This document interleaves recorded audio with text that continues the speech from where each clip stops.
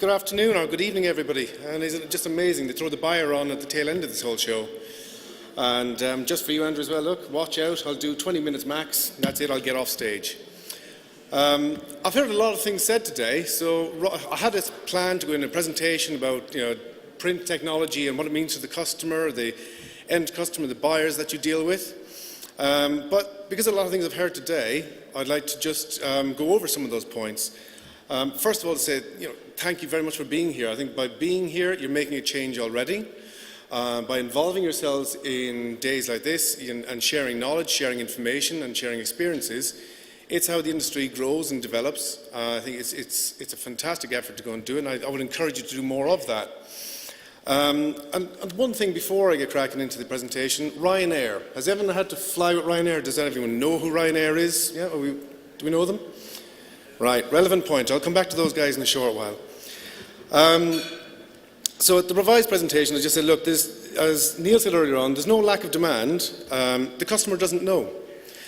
I'm a customer and I've got rostered suppliers, and there's a lot of things about print and what's happening inside the print industry I don't know about. I openly encourage the guys to come to us with innovation, come to us with ideas on what we can do, what we should be doing, and what it is that our industry could benefit from as a buyer. But I think another issue with that is that we just don't understand, we don't get the time out. We're very, very busy individuals. I think this Christian mentioned earlier about global thinking and suppliers who deliver locally. We deal with Augustus Martin in London, our point of sale side. And they are very, very innovative, an extremely helpful supplier that we have, and one of our extremely helpful suppliers. And we rely on them for what they do and how they do it. And I've been to shows to see what the kit you're using, what it's capable of and what it does. I would encourage any salespeople out there that when you go and speak to buyers like me, there's no point in coming in and speaking to us and saying, right, I've got an HP, my HP kit or my Heidelberg is amazing, it does all this and it's better than him down the road. Because I don't believe for a second that any of the manufacturers sell a great machine to you and crap machines to everybody else. But I have encountered that on a regular basis. We spend an awful lot in the UK, and with the spend that we have, I get LinkedIn or I get emails, I get approached on a very, very regular basis. But another point is made again today is understanding your customer's needs and what they do. I'm, I suppose, a go-between between marketing, their wants, needs and requirements, and getting it delivered out by suppliers. So I don't actually physically produce anything at Sky. That is done by the suppliers. The suppliers print, produce and deliver on our behalf. But the guys in marketing, we try to educate them on a regular basis as to how long it takes to get things done, how difficult it is to get things done, and planning and change, none of that happens by chance. We have got rostered suppliers on board, and I suppose we've become a victim of our own success. Suppliers have done a great deal of work and have bent over backwards to dig us out of holes that we've got ourselves in. I think we're probably our own worst enemy most of the time, in that we like to make changes up until the last minute, or we'll take a volume, we're going to change the volume, we're going to change the distribution details. And the UK market has been able to facilitate that because there have been suppliers and there's been a surplus of suppliers. In the UK, that's disappearing. So I don't think we can be as flexible or as demanding going forward, but we'll wait and see. Suppliers will probably surprise me again going forward, and I have got 8 years inside Sky now, and it's been invaluable. Suppliers have been the reason it's become the success it has become. So thank you very much to all of you, in case I forget to say it later on. It was mentioned as well, trade magazines. If you don't read them or don't look at them, I would openly encourage you to do so. We are print buying, but we read on the team the Marketing Week in the UK, just to try and understand what's happening in the marketing arena, what it's doing, why it's doing it, and what influences there are. And again, I'll cover some of that detail in a moment. So, Head of Print Management at Sky, and there's 8 years at Sky. There's five of those in-house that Sky did the polar opposite to the rest of the market and said that we're going to bring print in-house and do it ourselves. We're not going to go and outsource to print management again. We went out and looked at the market, did tenders, did RFPs, made a decision we'll bring it in-house and do it ourselves. We don't need a team of 10, 12 or 20. There's 8, including myself. We'll work across various disciplines. We cover spend across direct mail, commercial, point of sale. We source directly with the printers and paper merchants. The paper merchants, I think as Laura was saying, that there's a great need to justify if we're putting out 70 million door drops, 70 million direct mail packs and over 120 million media inserts and door drops on a quarterly basis. We need to justify, well, what we're doing, where we're doing it, and how we're sourcing. So we buy the paper from the merchants, so we've got that reporting capability. All the paper is from sustainable sources, and we make it a point of talking about it, shouting about it, championing it. I won't hear of anybody telling us that we're being profligate or wasteful or environmentally unfriendly. The printers that we deal with them directly. And don't get me wrong, I'm very fast to hand out a slap if it's required for someone doing something wrong or not delivering properly. Despite those last-minute changes we constantly put people through. But equally, I expect my team and myself, if we overstep the mark, to be told what we need to change, what we should be doing differently. Because if we don't get told that, mistakes will just repeat themselves, we'll put you under pressure again and again. So I would openly encourage, if you've got that relationship, if you haven't, try and develop it so that you have that two-way feedback. It's vitally important to going forward to make it a success. Strategic responsibility as well is the remit for our team to say, well, the business expects us to tell them what's happening in print and what's happening in the future, what we should be utilising and what we should be looking at and what we should be understanding. Now, it doesn't mean that it will get used every time, but it's just, again, this education piece to make sure the guys in marketing know and understand what's capable or what's capable in the industry, what they can deliver and what results can be achieved. And we obviously give back that industry insight as regularly as possible. The market in which, and in the past I've assumed that everyone knows Sky, but just as a quick overview, Sky 25 years ago went out and said we're going to put satellites in space and broadcast football and TV to homes. The stock market said you're absolutely insane, you're lunatics, it's never going to happen. 25 years later, here we are with just over 10.5 million households buying Sky TV. In the last 5-10 years, that market has changed, where Sky has changed.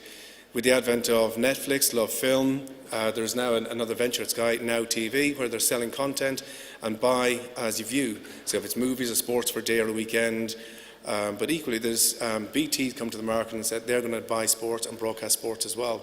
There's arguments as to why it was done. Is it to prevent broadband loss or to gain more broadband back? But it's a radically changed environment that we're working in now to where we were a few years ago, and it means that's why the guys in marketing are very demanding and changing on a very regular basis, and that their expectations to go and get ahead of the market, to get the message out there with a better price point and targeting people in the right manner has changed fundamentally from where it used to be a few years ago.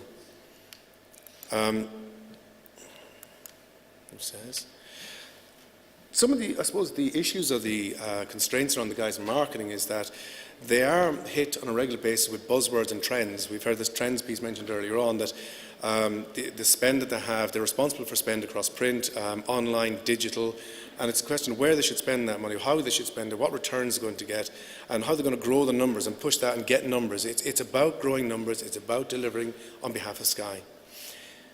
With the advent of all of these, and including, I think as it says in the introduction to why I'm here, is that email, social media, the mobile, are all seen as threats to print. In the business that we're in, they're not threats, they're just other routes to market that we use. I'm guessing you're familiar with the real-time bidding, but Sky realised very early on that the real-time bidding piece is about putting banners up on the internet that are relevant to the searches you're doing. You could be sitting there doing Facebook, chatting with your friends, go to another tab, do a bit of shopping, buy your food and drink for the week, checking the sports results. You go back to close down Facebook, and the adverts that pop up on Facebook are for the food and drink you've been looking at and the sports you've been looking at. So it's real-time bidding, just targeting what your interests are, making it relevant. So the 15% less spend on the online, they got a 5% increase in sales. So I think that this year that'll change radically. It's not going to take away from the print spend, but it's just another way that Sky will react to what's happening in the market. Mobile advertising and mobile for Sky are part and parcel of this across the, well, it's a global industry now. In 2012 it's a £526 million spend. Next year it's forecast to be around about £3 billion spend.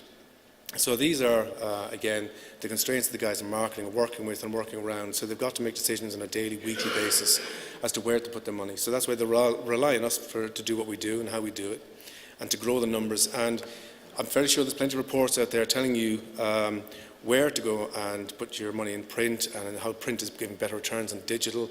I can tell you that, as a fact, yes, it is working in some aspects, but not in all. But print is working better than some of the digital avenues. Shortest argument you got from the head of one of the marketing departments was that, well, he agrees that print will always be a part of what he does, because even if they pick up the piece of print at the front door or see it in a store, in the 5-10 seconds it takes them to get to the bin, they've looked at it and they've engaged with it. Don't know how you guys will react with email. I see email I don't want, bin, delete. You don't even read the headline now. Don't recognise where it's from. And it's an experience that we are seeing as a buyer.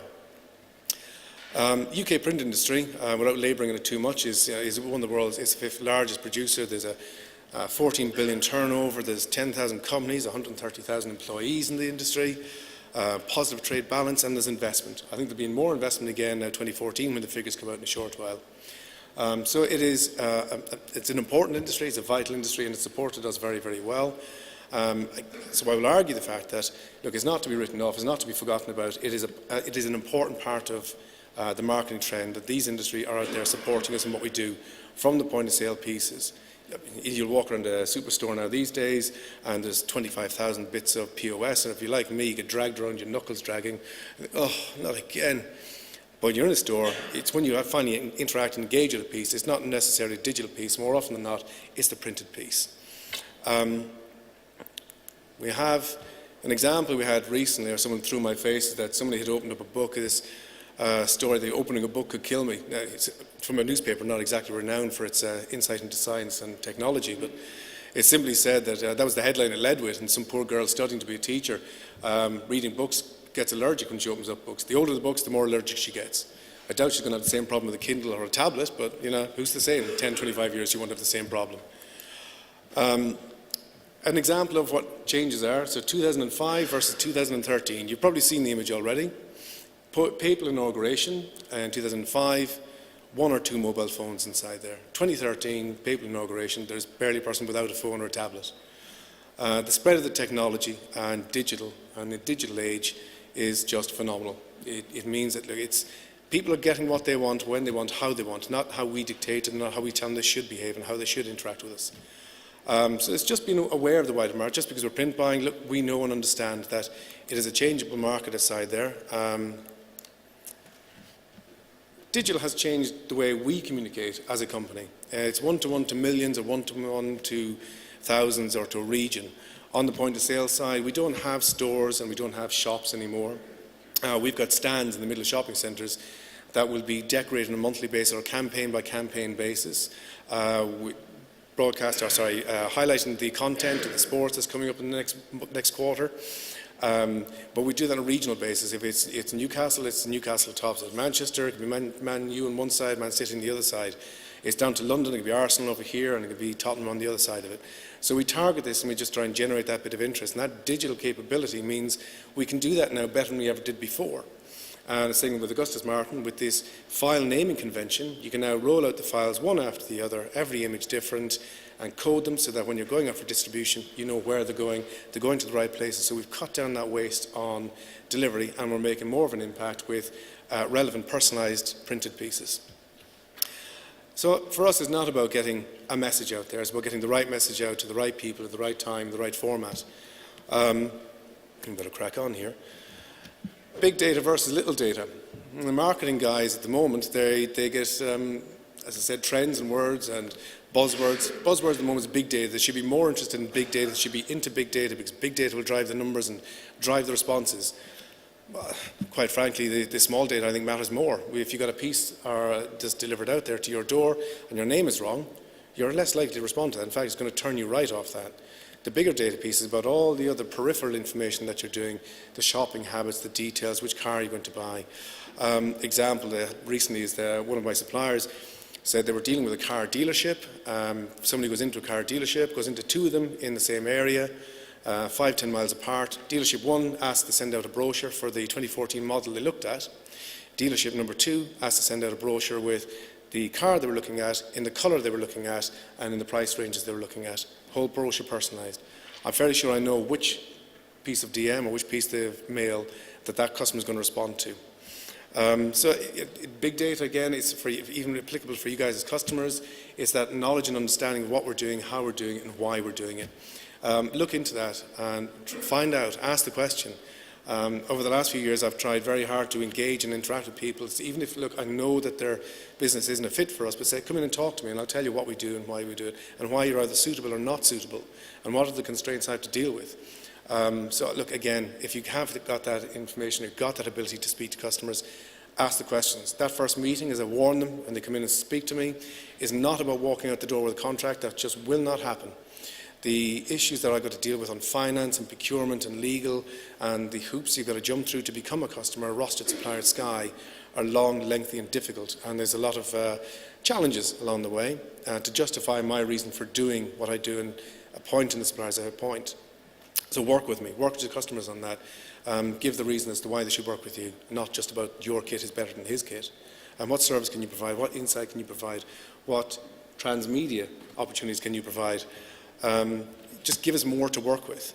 Now, I think we've all seen and heard already about the 3D printing, Raga mentioned this morning, a relatively new industry, but look at the investment that's going to be put into that and what it can do. I don't think it's not at the point of mass production and hundreds of thousands of pieces, it's small pieces. Now, Sky, there's not a need or requirement for it, but Sky's building a new campus. All the campus design and model was done in 3D printing, because somebody was aware of it, because I pushed the information onto them, because a supplier had told me. And we've all seen these bits and pieces put out there on the internet or put out at shows. 3D printing can do an awful lot. And there's two companies that I do know about, they're in the US, and send them CAD drawings and send them PDFs, and they can create a fully functioning piece to send back out to you. I'm fairly sure there'll be legal arguments, there'll be issues with that as it goes on. It will resolve itself. 3D is still very, very new.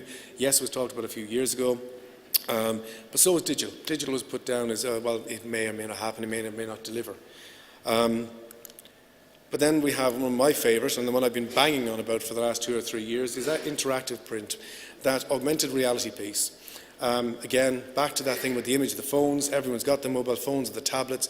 We're all very aware of what apps are, how to use them, how to download them, and how to interact with them. We've done tests of various companies, so the three named here, Layer, Blipper and Erasma. The augmented reality piece is you're scanning the image and then you're interacting with the image. We've got content, we've got loads and loads of content. In fact, we've got tons of content, from the football, the movies and the entertainments. We've got a lot of content to talk about, and putting in a printed piece is all well and good, and sending out millions of flyers and millions of door drops, or going into a store and putting a poster up. Now, what we found is that, yes, there is engagement, and we've all seen QR codes in the past. Everyone knows what a QR code is and what it does. There's a little bit less familiarity about what each of these do, unless you tell people. It's, well, download this app and interact with the piece, and then once you start playing with it, you understand, you talk about it. It will grow, it will do more, and I'm openly encouraging the guys in marketing to invest in doing more of this, even if it's just about interacting with the brand, not driving it to a phone line or a shop or pushing the sales numbers, just about interaction. So then I can talk about how it will drive sales. Because none of what I've seen at the moment tells me, or has come back to me and said, this is driving these numbers for this customer because of the interaction. I'm fairly sure that will come and it will happen, and I would like it to happen sooner, because it's two of the other favours is eye on the road and crosshair.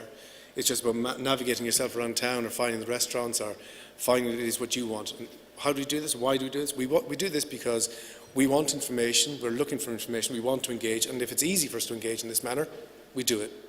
So each one of these I suppose applications are absolutely valid. I think they're anything that any of you guys can interact as a printer is get in touch with them and speak to them about, well, how do I do this? It is literally talking to these companies, engaging with them, letting them do the background work, or the leg room, putting the information together.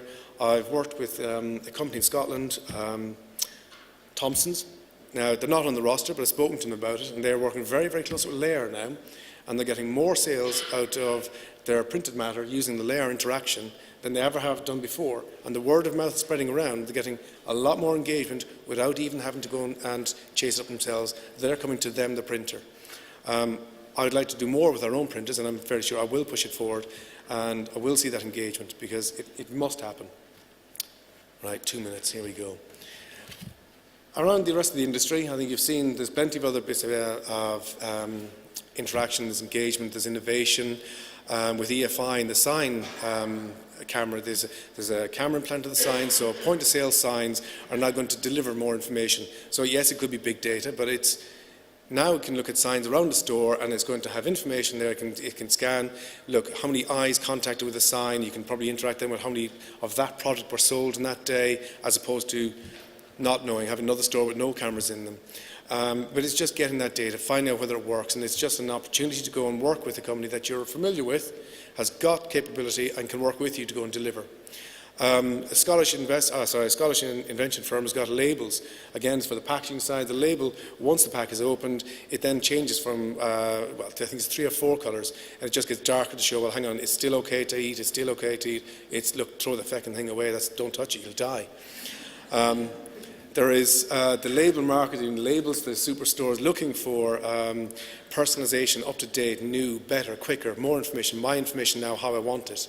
And again, Crown, okay, well, it doesn't necessarily mean I'm going to drink more of the Heineken brand or the brands of their beverage, but they've got capability to start etching details onto tabs and just giving that other dimension for that other bit of engagement. These are just some other examples of information that's out there that I wouldn't normally interact with because I don't do labelling, we don't do any food packaging. Signage, yes, we do some of that, but not a great deal. It's on posters in walk centres. We don't do hanging banners to a great extent, except in the call centres. And the labelling side, again, is not an arena we're in. But why do I know about these? I know about these because suppliers have come and told me and talked to me about it. I can tell anybody else in marketing what it's for and why it does it. But either way, I'm still very, very grateful for the support and the help and the backup that I have had over the last 5 years at Sky from the print industry as a whole. So if for nothing else to say, sirs, come on, thank you. Thank you for everything you've done for us and everything you've done in the past, and I look forward to your support going forward. And I think all you need to do from now is start shouting more about how good and how brilliant you are, because you are. Thank you.